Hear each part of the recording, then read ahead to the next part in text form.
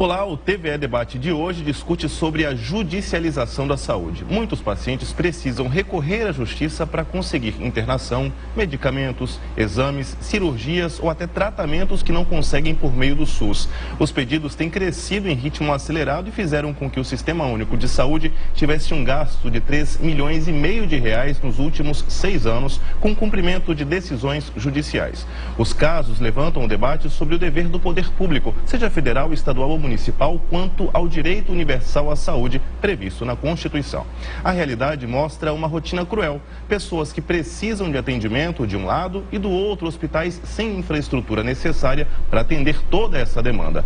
As liminares acabam sendo um ponto de tensão entre o judiciário e os gestores das políticas do SUS, que têm de cumprir as decisões, mas nem sempre dispõem dos leitos ou medicamentos necessários para o atendimento. Para debater sobre essas medidas judiciais de saúde, convidamos o coordenador estadual do Núcleo de Atendimento à Judicialização da Saúde, Antônio Carlos Moraes, o juiz do Tribunal de Justiça da Bahia, Sadraque Oliveira Rios, o promotor de Justiça do Centro de Defesa da Saúde do Ministério Público da Bahia, Rogério Queiroz, e o diretor do Hospital Ananeri, Luiz Carlos Passos. Para começar, uma pergunta comum a todos, para que as pessoas de casa compreendam melhor o que é a judicialização, começando por você, Antônio.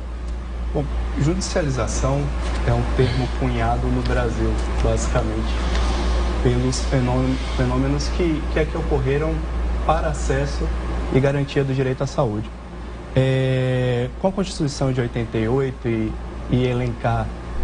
quando se elencou, melhor dizendo, a saúde é um direito de todos e dever do Estado, como posto em Constituição, acabou que, sobretudo com a questão da AIDS, naquela época, e acesso a todo o retroviral que se começou a distribuir pelo Sistema Único de Saúde, para que se garantisse aquele acesso aos medicamentos naquela época, se tornou necessário algumas vezes, doutor Sadraque, que se ingressasse à justiça para conseguir a garantia daquele medicamento. Isso foi se popularizando, eu imagino, na verdade, que com o crescimento da consciência popular dos seus direitos, sobretudo com o passar do tempo, desde a Constituição até agora, é um fenômeno que vem crescendo cada vez mais. É uma tensão entre, algumas vezes, o déficit de atendimento da administração pública e a necessidade e conhecimento cada vez maior da população. Certo. Doutor Rogério, por favor. Bom, o fenômeno da judicialização, a gente começa a observar ele mais intensamente a partir do ano de 1997, por conta de decisões do Supremo Tribunal Federal. Mas ele só se instala propriamente dito a partir do ano 2000. Antes disso, observe que a lei do SUS ela é de 1990, a lei 8080, e a Constituição que estabeleceu no artigo 196, saúde e direito de todos e dever do Estado, garantido mediante políticas econômicas e sociais. Portanto, ele não é ilimitado, como pensam alguns, mas a partir desse entendimento, somente no ano 2000 é que o Supremo Tribunal Federal consolida, como foi citado pelo doutor Antônio, a partir de demandas também sobre terapia antirretroviral, o entendimento de que o usuário pode sim recorrer ao Poder Judiciário para fazer valer o acesso e a garantia do direito à saúde. O problema é que houve distorções de lá para cá. Do ano 2000 em diante, nós vislumbramos uma série de distorções e a judicialização. Ela deixou de ser um ativismo, ela deixou de ser garantia de acesso, mas ela também abriu margem à fraude. Certo. Sadraque, por favor, explica pra gente judicialização. De uma maneira bem simples, judicializar é buscar algo do judiciário, que pelo modelo, pelo desenho institucional estabelecido em 1988, a partir da Constituição de 1988, o judiciário ele se tornou uma espécie de fiador da democracia, como o sociólogo Boaventura de Souza Santos ele traz. Então nós temos uma Constituição repleta de direitos, grande parte deles fundamentais e muitos deles com uma prestação positiva associada ao Estado, que no caso a saúde pública é uma delas. Então, o judiciário, ele se tornou um protagonista deste fenômeno de construção de políticas públicas a partir do próprio desenho institucional estabelecido na Constituição Federal de 88. Então, judicializar nada mais é do que buscar do judiciário algo. Em particular, no que estamos discutindo aqui, é buscar o cumprimento, o atendimento do que seria a saúde pública para o brasileiro. Doutor Luiz? No hospital existe uma dificuldade de acesso que diz respeito à insuficiência dos recursos públicos para dar conta de todas as necessidades e potenciais demandas da população. Então, ao sentir que o seu direito individual ele está sendo cerceado, o indivíduo ou os indivíduos buscam a justiça para ter acesso ao hospital. Isso implica, normalmente, uma coisa que a gente chama de furar a fila. Ou seja, existe uma ordem nos atendimentos e alguém que se sente individualmente prejudicado pela demora na prestação de serviços, ele busca o apoio da justiça para ter esse acesso, vamos dizer assim, acelerado, garantido. Bom, eu trago esse exemplo prático do hospital porque, veja, em qualquer sistema de saúde hoje, existe uma discussão muito séria em relação à insuficiência de recursos. Nós avançamos tanto no conhecimento, nas novas tecnologias, o indivíduo consegue hoje prolongar a vida em situações que há algumas dezenas de anos não era sustentável a vida. O indivíduo consegue ter qualidade de vida hoje de uma forma que ele não conseguia ter qualidade de vida há algumas décadas atrás. A longevidade hoje é uma coisa absurda do ponto de vista de que ele realmente consegue ter bastante tempo de vida, mesmo em condições muito graves. Então, nenhum sistema de saúde hoje tem recursos suficientes para manter o acesso a essas novas tecnologias. Se gerou um descompasso entre o que nós sabemos que podemos oferecer e o que efetivamente nós podemos oferecer. Então, nós estamos dentro do ponto de vista de saúde do mundo, e aí o SUS, por que o SUS? Eu vou me arriscar um pouco mais. Por que o SUS tem esse problema muito maior do que os outros? Porque eu não sei se existe algum sistema no mundo ocidental gratuito e universal como é o Sistema Único de Saúde. É uma política extremamente ambiciosa e que não tem contrapartida do ponto de vista financeiro. Ações judiciais concedidas aos pacientes, né? E quando a falta de leitos nas unidades públicas de saúde, a internação, a ocupação desse leito, ele pode ocorrer também na iniciativa privada? Deveria acontecer, deve acontecer também na iniciativa privada? Por favor, doutor Rogério. Normalmente os pedidos feitos através das demandas judiciais, eles requerem justamente isso. O acesso mediante a regulação é o que se espera como regra. Nem sempre isso acontece. Por isso que o pedido alternativo é que seja o paciente acolhido na rede privada, e há precedente, inclusive, do Supremo Tribunal Federal, determinando que assim seja, nos casos de urgência e emergência. Qual é o problema? Nós temos um déficit muito grande, não apenas de leito, de acesso, de estrutura. Há uma previsão de regionalização da assistência à saúde, inclusive com as diretrizes do decreto 7508, que estabelecem recursos mínimos, capacidade instalada mínima em cada região de saúde. A Bahia tem 28 regiões de saúde que não atendem a esses requisitos, e justamente por isso esses pacientes acorrem àquelas unidades que têm o recurso necessário para a sua saúde. O fato da Constituição estabelecer o direito é uma verdade. Nós sabemos que temos capacidade instalada inferior à necessidade da população e precisamos ampliar essa capacidade instalada, mas precisamos, a partir da União, inclusive, ter mais honestidade orçamentária. Não é possível se discutir acesso à saúde se discutindo teto de gastos com saúde. O teto hoje estabelecido, embora se diga que é piso, mas nós sabemos que cada poder, a partir da emenda constitucional 95, vai ter um teto. Aquele teto implica necessariamente em negativa de acesso à saúde. E não há outro caminho. Existe um princípio constitucional chamado de inafastabilidade da jurisdição, que está lá no artigo 5º, portanto é cláusula pétrea, não pode ser alterada por emenda constitucional, que diz que o cidadão que tem o seu direito lesado, e nesse caso, quando se ele é negado o acesso à saúde, está sim negando um direito ao usuário, ele tem direito a ter acesso à jurisdição para pleitear. A diferença entre o modelo britânico e o modelo brasileiro, primeiro, que lá não existe negativa de acesso da forma como nós temos aqui. Segundo, nós passamos por um processo de redemocratização e foi estabelecido como garantia do cidadão o acesso à justiça, e nós temos sim um acesso muito democrático à justiça brasileira.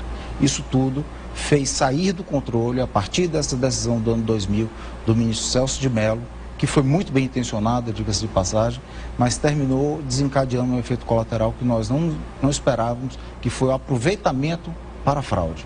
Filas existem em termos, porque não se há transparência sobre essas filas. A partir do momento que nós tivermos uma fila transparente, eu tenho absoluta convicção que todo magistrado que for apreciar, ele vai levar em consideração esse dado. Certo. Doutor Luiz, quando chega quando a decisão de que um paciente deve ser internado na unidade hospitalar, a liminar chega, como é que vocês resolvem isso? Quando você vê, por exemplo, que não há vagas, como é que a unidade hospitalar administra essa situação? Eu vou falar do hospital o qual eu estou dirigindo agora. Sim. E em tese, essa forma é a forma que todos os hospitais deveriam administrar.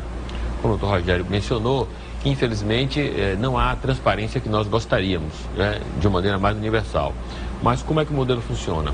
Toda vez que chega uma liminar, essa liminar vai diretamente para a diretoria médica. Na diretoria médica ele vai analisar. E nessa primeira análise, questões como, por exemplo, isso deveria realmente chegar nessa unidade? Isso é cabível para essa unidade realizar o procedimento assim solicitado? Segundo momento, existem nessa liminar os elementos que fundamentam a utilização daquele serviço público naquele momento? Bom, se essas duas questões estiverem garantidas, forem claras, ela vai ser executada imediatamente, ou seja, o paciente será chamado e o serviço que está sendo demandado será oferecido. O que é que a gente observa nesses 2 últimos anos de trabalho? É que infelizmente, a gente compreende perfeitamente que pelo número, pelo volume, pelas diversas situações, nem sempre o que chega na unidade é aquilo que deveria chegar. Então, nós temos um número razoável de pedidos que não são compatíveis com a unidade que está sendo demandada, e às vezes você percebe claramente que aquela demanda judicial, ela tem um quê de arbitrariedade, no sentido de que alguém está viciando o sistema para ter um benefício pessoal. Veja, e não é tão simples de demonstrar isso, porque você olha um relatório, se para o médico já é difícil, imagina para o juiz julgar se aquele pedido que foi feito, ele é apropriado ou não. Recentemente nós tivemos um caso, estamos em discussão agora, eu tenho um caso um pouco mais lento, de uma determinada doença. Só para vocês terem uma ideia, existe uma doença na população chamada síndrome de Wolff-Parkinson-White, que acontece em menos de 1% da população. Mas a grande maioria dos casos são pessoas ou são assintomáticas ou são pessoas que têm sintomas leves, palpitações. E, veja, existe uma forma de tratar isso que é cara. Uma ablação, você trata definitiva a palpitação, utilizando catéteres no laboratório de hemodinâmica, que, só para você ter ideia do custo do material, é de entre R$ 8.500 a R$ 17.000 por paciente. A maioria desses pacientes ou são assintomáticos ou tem apenas palpitações. Mas existe uma pequena fração de pacientes que tem um risco real de morte súbita cardíaca. Veja, olha o trabalho que é. Quando você recebe uma judicialização de um paciente desse, você tem que analisar se trata de um risco real de morte súbita. Esse paciente deve realmente ser tratado. Ele não tem que esperar em fila. É uma demanda real da população. Mas, por outro lado, a maioria, a grande maioria, diria que 90%, 95%, 99% não estamos tratando disso. Então, veja que a questão da judicialização, no meu modo de ver, ela deveria ter também, já que nós nos colocamos nessa posição, nós deveríamos ter um olhar bastante técnico sobre isso. A CESAB tomou algumas iniciativas de fazer grupos de trabalho, mas eu acho que o judiciário e a classe médica precisam trabalhar juntas, porque assim, as demandas legais, minha humilde opinião, a maioria delas pode ser executada com uma certa celeridade. Dá para se estabelecer filas transparentes. A demanda, na minha experiência recente, não é tão grande assim. Agora, não é tão grande assim se a gente realmente for fazer o que a população precisa. Porque se a gente for fazer, tentar resolver o problema das pessoas, porque elas gostariam de ter seu problema resolvido em semanas e não em meses, não há recursos para todos. Judicializar às vezes é preciso, fato. O problema é que muitas vezes é dissociado o mundo real do chamado mundo jurídico. Às vezes as leis não realmente atendem à realidade dos fatos. O que acontece? A gente tem um financiamento do SUS centralizado, altamente voltado à União, com um atendimento regional, como posto na Constituição, cada vez mais municipalizado. Isso dá uma disparidade enorme na hora da assistência à saúde, em fato. O que acontece é que, por conta disso, a assistência chega deficitária. Agora, como o doutor Rogério disse, a gente tem um teto de gastos já previsto por anos a fio. O que vai acontecer é que, obviamente, com a má judicialização, como eu disse, a gente acaba tendo casos corriqueiros que deveriam respeitar uma isonomia entre todos os que ali estão dentro do sistema. Obviamente, as exceções desses casos que tem que dar uma atenção maior, como o doutor Luiz mesmo aqui falou, mas a gente tem uma judicialização que, por demais, acaba onerando o Estado. Você judicializa por uma questão um pouco mais corriqueira, por assim dizer, com um déficit econômico já imposto pela organização administrativa e acaba que você gasta com aquele atendimento, algumas vezes você gasta com multas aplicadas por conta de decisões judiciais, bloqueios judiciais. Só para se ter uma ideia, hoje em dia, 1/3 de todo o orçamento destinado à assistência farmacêutica do Estado da Bahia foi gasto com judicialização. Isso para atendimento de 2.500 pacientes. O que é pensar que para 7.500 pacientes a gente gastaria todo o dinheiro que era para ser destinado a 14 milhões de pessoas no Estado da Bahia. Consegue entender? Então, se a gente onera demais dessa forma, acaba faltando dinheiro para assistência que nos era realmente cabida. Se falta dinheiro para assistência que nos era realmente cabida, vai aumentar o número de pessoas judicializando porque não tem o serviço que lhe deveria ser posto. O que vai aumentar a judicialização e vai aumentar ainda mais o número de bloqueios, multas e tudo mais, o que vai aumentar o déficit, virando uma bola de neve. Certo, a gente vai para o intervalo agora e daqui a pouquinho a gente volta com o TVE Debate, que hoje discute sobre a judicialização na área da saúde. Estamos de volta com o TVE Debate, que hoje discute sobre a judicialização da saúde pública. De acordo com o Ministério da Saúde, em 2016 foram cumpridos mais de 16 mil ações que tratam do fornecimento de medicamentos. Nos últimos 5 anos, houve aumento de 730% nos gastos referentes à judicialização dos medicamentos na rede pública. E segundo a Secretaria de Saúde da Bahia, ano passado o governo do estado gastou 45 milhões de reais para adquirir medicamentos que não constam na lista do SUS e foram provenientes de 2.500 ações judiciais. Sadraque, foi criada uma Câmara para conciliar as ações, né, na área da saúde, as ações judiciais na área da saúde. Você acha que essa Câmara ajuda a equacionar, a equilibrar esses números? Desde 2011, o Conselho Nacional de Justiça, por meio de uma recomendação, a recomendação número 36 de 2011, trouxe para os tribunais a importância de eles terem órgãos internos que prestem um assessoramento nas demandas de saúde. Afinal de contas, o magistrado ele tem uma formação jurídica, ele não tem uma formação médica. E para conhecer, para decidir, julgar processos que envolvam saúde, ele precisa ter um assessoramento que o oriente tecnicamente. Então, aqui no Tribunal de Justiça do Estado da Bahia, desde 2013, iniciando 2012, mas formalmente constituído desde 2013, nós temos um núcleo de assessoramento técnico formado por médicos de diversas especialidades que funcionam em regime de plantão 24 horas para assessorar todos os magistrados da Bahia e desde novembro do ano passado auxilia também os magistrados da Justiça Federal aqui na Bahia, a fim de que a decisão ela possa ter um alcance jurídico, mas tecnicamente ela possa compreender e julgar da melhor forma a temática de saúde, que é uma temática bastante específica, bastante complexa e que necessita, sim, de um apoio técnico. Tem ajudado na opinião de vocês? Assim, Pois bem, como é um projeto inicial, né, nós temos ainda começado desde novembro, mas fortemente a partir de março deste ano, nós ainda estamos levantando os dados para que tenhamos uma noção concreta de como está sendo o desempenho dela. Mas a proposta dela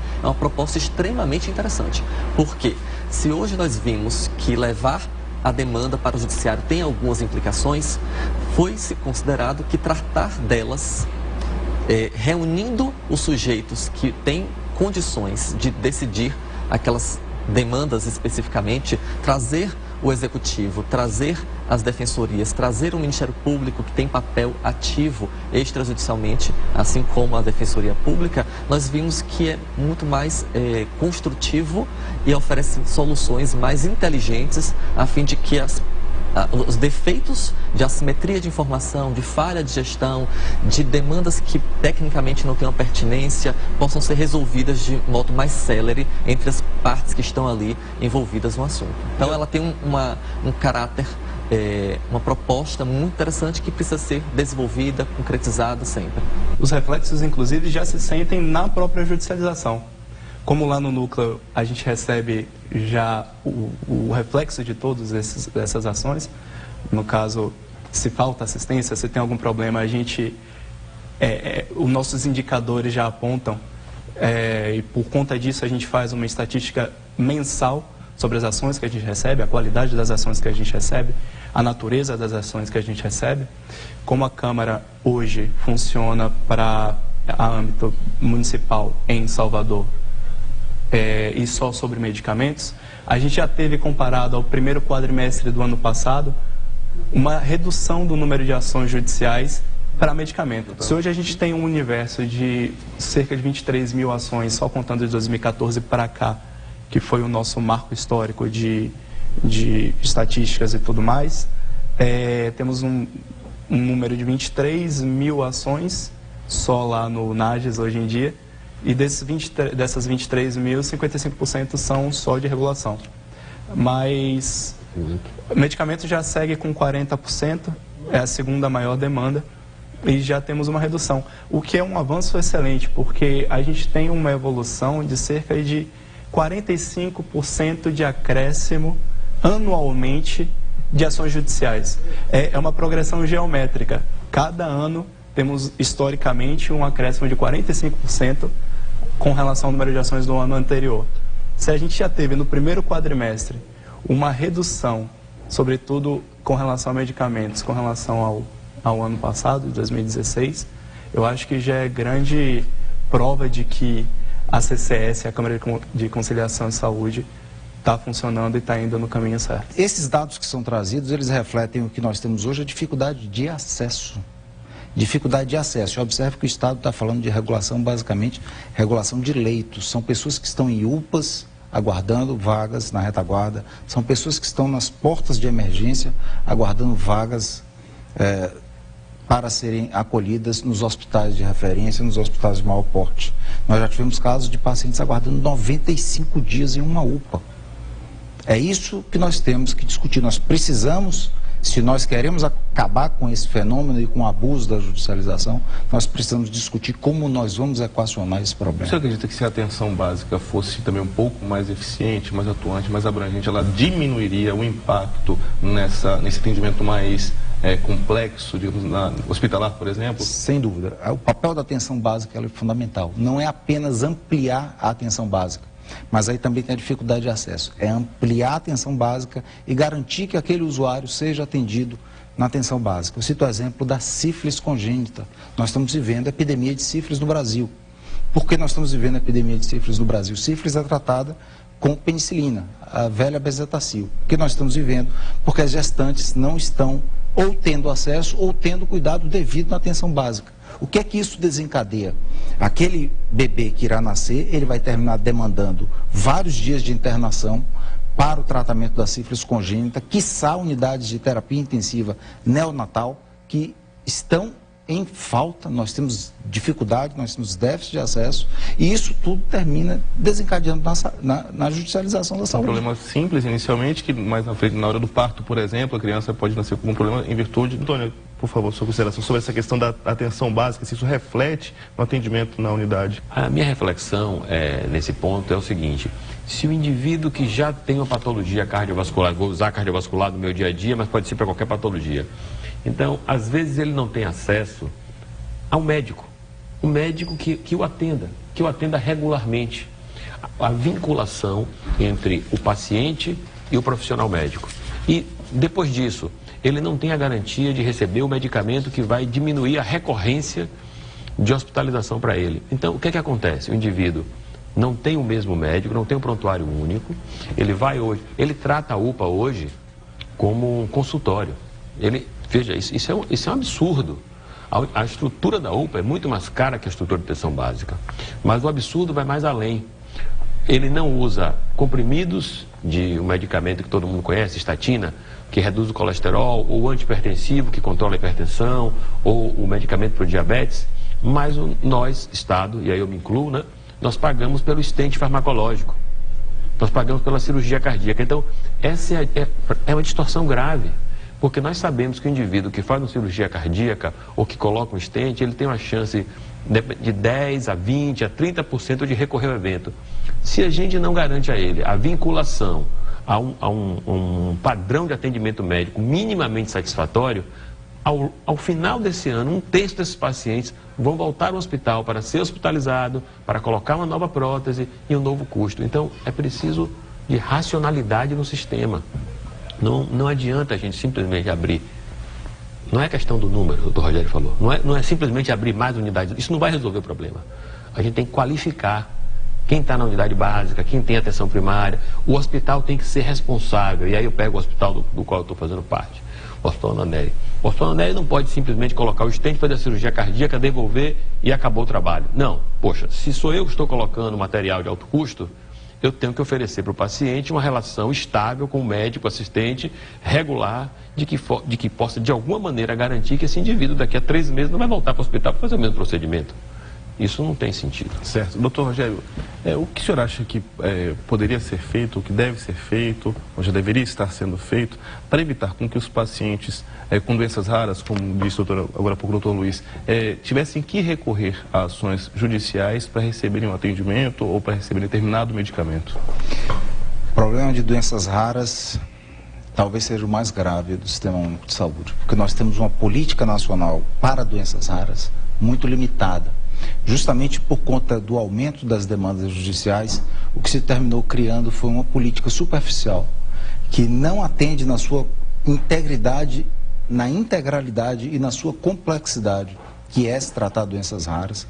Muitas doenças raras passaram a ter tratamentos medicamentosos de custo muitíssimo elevado, e aqui eu já estou falando de algo em torno de R$1 milhão, R$1,5 milhão de reais por ano. E algo que o Ministério da Saúde, a Comissão Nacional de Incorporação, eles precisam estabelecer parâmetros para o tratamento de doenças raras. Do contrário, nós vamos continuar com essas demandas elevadíssimas, são os chamados pacientes de R$1 milhão, R$1,5 milhão de reais por ano. Isso, conciliando com o entendimento ainda hoje predominante do Supremo Tribunal Federal de que há solidariedade entre os entes, que nós nem sempre podemos concordar, isso pode terminar gerando que um determinado município utilize todo o seu recurso para assistência farmacêutica para atender um único paciente, se nós levarmos as últimas consequências do entendimento jurisprudencial. Nós precisamos equacionar o problema da judicialização, e isso passa pela academia de direito, porque na academia de direito não se ensina direito sanitário, ninguém tem noção do que se trata em matéria de Sistema Único de Saúde, muito mal o que diz a Constituição e alguns princípios estabelecidos na Lei 8080. Não existe essa cadeira na graduação, apenas ou optativa ou na especialização. Nós precisamos discutir soluções administrativas. Portugal, por exemplo, tem um tribunal administrativo, tribunal evidentemente em sentido figurado, administrativo, para poder avaliar esses pleitos onde o indivíduo se sente preterido. Por isso que não se vai para a justiça. O NHS tem um sistema de incorporação que chama NICE, e ele avalia de uma maneira muito lhana para com o usuário, muito lhana para com o cidadão, o que deve ser incorporado ou não. Claro que o patamar orçamentário que eles têm é muito superior ao nosso, mas vários movimentos precisam ser feitos para nós equacionarmos esse problema e, evidentemente, combater fraudes. O Ministério Público ele atua prioritariamente nas demandas coletivas e não nas demandas individuais. E nós não fazemos ativismo judicial, nós atuamos naquilo basicamente onde está estabelecida a norma e onde ela é descumprida. A política estabelece o medicamento, nós vamos buscar esse medicamento. Eu penso que a judicialização hoje, ela tem de ser analisada a partir do seu perfil macro, porque nós temos questões que são muito mais importantes, relevantes, que estão nesse contexto macro. Nós temos de discutir estas políticas e buscar implementações dessas políticas que previnam doenças, promovam a saúde. Nós temos de discutir questões que estão relacionadas ao desfinanciamento, porque hoje é algo bastante evidente. Alguns tratam subfinanciamento, mas hoje o que se assiste efetivamente é um desfinanciamento. É uma redução dos patamares de graus de injeção de gastos em saúde. Nós precisamos discutir isto. E as demais questões que o Dr. Rogério já pontuou, que não necessariamente ficam no que hoje temos de judicialização micro, atender pontualmente aquele ou aquele outro caso. Do contrário, estaremos apenas retroalimentando, reproduzindo esse padrão, se nós não enfrentarmos e discutirmos estas questões macro. É muito complexo para você ter uma mera visão civilista na interpretação da solidariedade dos entes federativos, quando você faz um julgamento de uma ação judicial envolvendo a saúde no Estado. Sendo que você tem na própria Constituição a determinação da Lei 8080, da diferenciação das atividades dos entes. Você meramente legar a solidariedade a qualquer um deles, seja o município, o Estado ou a União, causa exatamente essas deturpações que o Dr. Rogério e o Dr. Sadraque falaram aqui. Hoje estamos discutindo aqui no TV Debate a judicialização na área da saúde. Daqui a pouquinho a gente volta com o tema. Estamos de volta com o último bloco do TVE Debate, que discute sobre as ações judiciais para garantir atendimento na saúde pública. Segundo uma pesquisa da Associação da Indústria Farmacêutica, Interfarma, a metade das ações judiciais na área da saúde é proposta por doentes tentando exigir do governo o pagamento por tratamentos raros ou fornecimento de medicamentos. Ainda conforme a pesquisa, a Justiça concede liminar em pelo menos 87% dos casos. O estudo apontou também que as principais causas para a judicialização são cortes no orçamento público e a demora para incorporar novas drogas na rede SUS. Começando aqui por Sadraque. Onde está o gargalo? Qual ente federado não está cumprindo aí o dever de casa, que está fazendo com que as ações, que o paciente recorra a ações judiciais para ter o seu direito, o direito à saúde garantido? Não existe necessariamente um ente responsável por todo esse desdobramento judicial por prestações de saúde. Conforme o Dr. Rogério colocou, nós temos um desenho normativo de responsabilidades. Se alguma dessas responsabilidades não é cumprida, isso pode ocasionar, caso a pessoa busque o judiciário, esse fenômeno. Então, no que diz respeito a medicamentos não incorporados ao SUS, que foi mencionado agora há pouco, nós temos uma responsabilidade estabelecida em lei para a União. É a União, através de uma Câmara Técnica que faz a avaliação, e depois este resultado de avaliação, que tem várias etapas, é submetido a uma decisão do Ministério da Saúde sobre incorporar ou não. Todo este processo ele leva um tempo, então isto, obviamente, muitas vezes não tem sincronia com a velocidade com que os fatos sociais acontecem, a velocidade com que a doença também acontece. Isso faz com que a pessoa busque judicialmente aquele medicamento que muitas vezes tem, sim, uma evidência científica a respeito de sua eficácia, de sua segurança, e a responsabilidade neste caso seria da União para proceder ao incorporamento deste medicamento. Trazendo isso para uma realidade mais próxima, doutor Rogério, como o Ministério Público vê a efetivação ou a atuação do poder público para que os serviços na área da saúde sejam cumpridos? Está tudo de acordo? Não está? Como vocês veem essa atuação do poder público no que se refere à saúde aqui no nosso estado? Como o Sistema Único de Saúde ele é tripartite, nós temos um arranjo interfederativo muito complicado.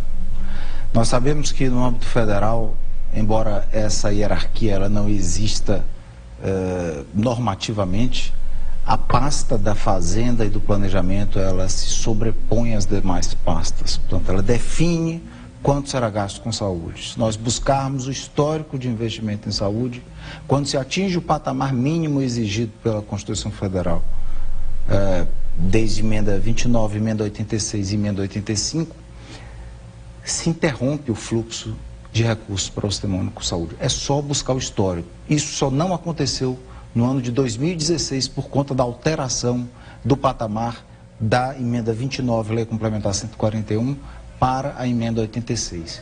Todos os demais anos, quando se atinge o mínimo exigido pela Constituição Federal, exigido pelas normas, se há uma espécie de contingenciamento branco dos recursos da saúde, o que é inadmissível. Nós tivemos, inclusive, apontado pelo Tribunal de Contas da União no ano de 2011, recursos que foram computados como gastos com saúde e foram transferidos para o ano subsequente como restos a pagar, não processados, e foram cancelados no ano subsequente. Portanto, no ano de 2011, apontado pelo Tribunal de Contas da União, a União não gastou nem o mínimo necessário em saúde. Isso tudo termina tendo reflexo, já que a União não executa as ações de saúde, isso termina trazendo reflexo para estados e municípios, que são os entes federativos mais frágeis. O estado da Bahia ainda tem um plus, que é um estado onde há uma concentração muito grande de recursos tecnológicos e de recursos financeiros na região metropolitana, e nós temos um grande vazio assistencial. Hoje, a própria Secretaria Estadual de Saúde está tentando minorar esse problema com a abertura de algumas unidades, como já anunciado, inclusive, na região de Ceabra, que é um grande vazio assistencial que nós temos. E nós louvamos essa iniciativa. Demandas municipais também chegam até vocês? Normalmente, os dois entes são acionados. O Ministério Público, ele procura sempre acionar aquele ente responsável de acordo com a política pública. Mas como o Supremo Tribunal Federal definiu que os entes são solidariamente responsáveis, cabe a quem deflagra a ação escolher contra quem vai ser movido o processo. Eu queria interceder aí. É uma coisa interessante, né? Quem faz mais acaba sendo mais penalizado. Veja, a justiça não age diretamente, evita fazer esse ativismo e dizer você vai fazer. Então o que acontece? Leva para o cidadão. Aí o cidadão, no âmbito do município que não está fazendo, seja o município do interior, seja na capital, ele age no mais forte. O mais forte, no momento, é o Estado, que tem as unidades de alta complexidade. Então isso gera uma distorção, porque o indivíduo já não faz o trabalho dele. Quando vem uma ação judicial, ela recai sobre outro, é como alguém está usando o cartão de crédito e mandando a conta para o outro. Eu, no próprio Hospital Neri, sinto claramente isso. Na realidade, todas as demandas de alta complexidade recaem sobre o Estado na cardiologia, porque os outros entes não fazem. Nós podemos discutir por que não fazem. Então, o vazio assistencial no oeste da Bahia, não tem. A gente tem que fazer mesmo, é nossa obrigação fazer. Mas existem tantos municípios que têm condição de fazer e não fazem. O Salvador, o próprio Salvador, ele está escolhendo fazer o que ele deseja fazer e que está descasado da realidade. Então, voltando até para a questão de saúde, acontece esse fenômeno interessante, né? Quem faz um pouco melhor acaba tendo que fazer cada vez mais. E quem faz um pouco pior fica isento de fazer qualquer coisa, porque a própria clientela não quer ir para ele. O município recebe a verba para tal, a destinação orçamentária para que ele tenha, em tese, a estrutura necessária para atendimento, para atenção básica e tudo mais. E que quando isso não é feito, acaba sobrecaindo para o Estado que recebeu e fez o repasse da verba. Não fica com o Estado. Média e alta complexidade, ok, mas para atendimento de atenção básica, não. O Estado da Bahia tem iniciativas louváveis no sentido de construção, hoje em dia, de policlínicas, de hospitais, como o Hospital do Cacau, agora o da Chapada, mas exatamente para que supra um pouco desse déficit posto pelas regiões lá, mas sobrecarregar um ente em detrimento do outro é realmente complicado. O fato de não ter hospital municipal, por exemplo, na nossa capital, isso aumenta o número de ações contra o Estado para que... Com certeza. O município de Salvador, por exemplo, que só tem um atendimento de 30% da população, e só começou-se a construir um hospital municipal no ano passado, na região mais populosa da cidade, por exemplo, acaba trazendo para o Estado questões que muitas vezes não se deveria. Municípios bem menores, com orçamentos bem mais enxutos, eles se preocupam em construir hospitais, em fazer um atendimento básico um pouco mais elaborado do que o município de Salvador, por exemplo. E acaba, obviamente, sobrecarregando o Estado para fazer atendimento de questões que não lhe eram de competência a princípio. Aqui eu queria inserir de novo. O hospital, na realidade, não é, como o doutor Sadrak mencionou, quer dizer, a saúde é uma coisa bem mais complexa do que a atenção hospitalar. Lá na origem do SUS, já havia uma ideia de uma crítica sobre isso. Quer dizer, tudo nosso gira em torno do hospital. Mas veja, o hospital é a última instância. Então, o que eu sinto falta no dia a dia da saúde é da gestão realmente compartilhada. A gestão compartilhada entre município e Estado. Na realidade, o município tem que ter ações que melhorem a vida não só das pessoas saudáveis, mas também das pessoas, e principalmente das pessoas doentes que requerem atenção, de forma que elas não precisem utilizar o hospital.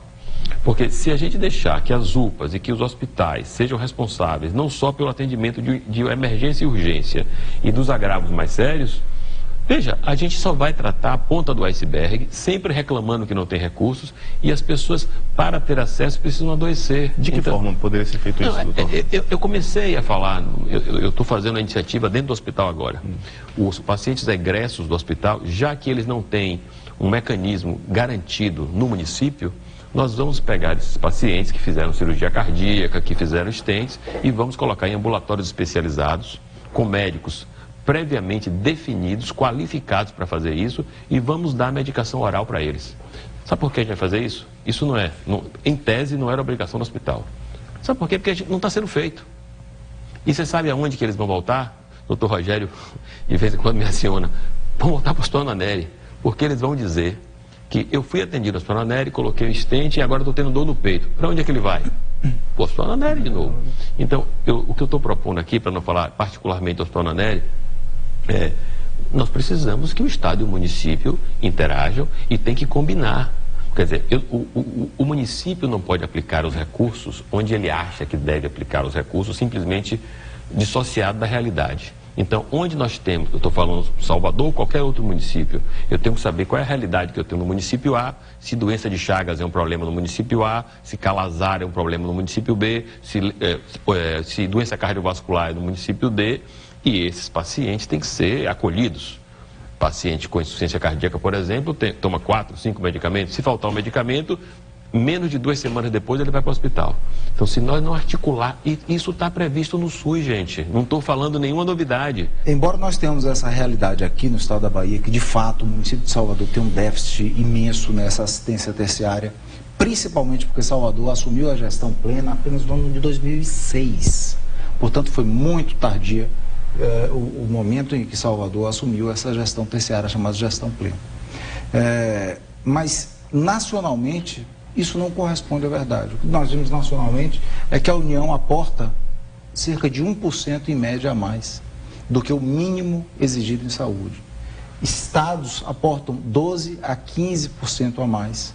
42% do seu orçamento de saúde, quando ele está obrigado a investir 15%. Estados, 12%. Portanto, quem mais está aportando recursos proporcionalmente na saúde são os municípios. Esses números são do CONASEMS e que são abertos, são publicados diuturnamente. Estão disponíveis. Antônio, do que se refere à regulação, hoje existe, e depois quem quiser falar fique à vontade, existe a regulação municipal, né, nos municípios e no estado. Como é que funciona para as pessoas de casa entenderem a regulação, essa fila que a gente não vê, mas existe, como é que funciona? O que acontece? Não há um número de leitos suficiente para atender toda a demanda da população. Isso não é um problema brasileiro, é um problema mundial. Regulação de leitos é uma questão que acontece aqui, na Europa, em qualquer lugar do mundo. Não há condição para um país hoje em dia para se manter um número de leitos igual à demanda da população. Isso é fato. O que acontece é que há critérios técnicos, profissionais, de urgência, complexidade, para que se faça uma avaliação do quadro clínico das pessoas que necessitam de internação, para que se faça a distribuição para os hospitais que atendam o perfil daquele cidadão. Ou seja, se eu tenho uma demanda cardíaca, por exemplo, temos os hospitais de referência no estado, temos o Ananeri, e tão logo surge alguma vaga, e verificando que aquele cidadão ele tem uma urgência maior, uma complexidade maior do que aqueles que também aguardam pelo mesmo perfil, vai ser ele alocado tão logo surge aquela vaga. Regulação, em essência, é isso. Para isso, há uma necessidade de uma comunicação estadual, algumas vezes até interestadual, mas a priori estadual, de todos os hospitais da rede, de todo o estado, às vezes até hospitais privados que o estado contratualiza, para que se atenda à demanda da população. Permito só fazer uma justiça, porque muito se imputa à regulação propriamente. Eu acho que com o recurso existente, ou seja, com o número de leitos hoje existente, a regulação faz um grande trabalho. A dificuldade que se tem é ter a vaga. A regulação, ela objetiva justamente definir, de acordo com o perfil de cada unidade, para onde cada paciente vai. O paciente está em uma unidade de pronto atendimento e vai atender todas aquelas urgências e emergências que apareçam. A regulação vai dizer, o seu caso é cardíaco, você vai para o Ananeri, o seu caso é oncológico, você vai para o Hospital das Clínicas, o seu caso é traumático, você vai para o HGE. Esse é o papel da regulação. Só que ela precisa ter esse recurso disponível em formato das unidades. E as unidades de todo o Estado, esse é o papel da regulação de leitos do Estado. A regulação municipal, ela cuida basicamente de procedimentos, exames e da média complexidade como um todo. Esse é o papel da regulação municipal. O ideal seria que nós tivéssemos, sim, uma regulação única, que tivesse autoridade sanitária, para quando a unidade que deveria receber o paciente diz, não vou receber esse paciente porque ele está com uma taxa de creatina, portanto tem uma função renal prejudicada, e a autoridade sanitária da regulação vai dizer assim, você vai receber sim. Porque eu sou autoridade sanitária, você é a unidade que tem que receber esse paciente, você vai receber porque ele não tem para onde ir, ele não vai ficar numa UPA. Esses são os casos que a gente tem, como eu costumo dizer, o maior número de má judicialização. Não só pelo maior número, não é essa a questão, né? Porque regulação hoje é o nosso problema com 55% das ações judiciais. Mas exatamente por conta desses critérios de urgência, complexidade de cada um dos casos. Você tem uma fila, algumas vezes, por exemplo, da última vez que a gente fez uma avaliação de demanda de UTI adulto, por assim dizer, a gente tem uma fila razoável, considerável. Temos uns 90 pacientes aguardando, por exemplo. E você tenta fazer um ordenamento para que os casos mais urgentes sejam regulados. Às vezes você tem um caso que não é tão complexo e tão urgente, doutor Rogério, sendo judicializado, tendo um deferimento de liminar e sendo posto como primeiro na fila por conta disso, obviamente que acaba trazendo uma grande justiça para aquele que era, em verdade, o primeiro da fila nos critérios técnicos postos e que vai ter que aguardar um pouco mais por conta disso. Por isso que a gente precisa de transparência sobre esse recurso disponível e sobre as pessoas que também estão aguardando. Para quê? Para se dar humanidade à pessoa que não está representada no processo judicial e o juiz possa ver que outras pessoas também dependem daquele recurso e que talvez dependam ainda mais numa situação mais urgente. Bem, nosso programa está chegando ao fim. Quero agradecer a participação de cada um de vocês aqui no TV Debate, que hoje discutiu sobre a judicialização na área da saúde.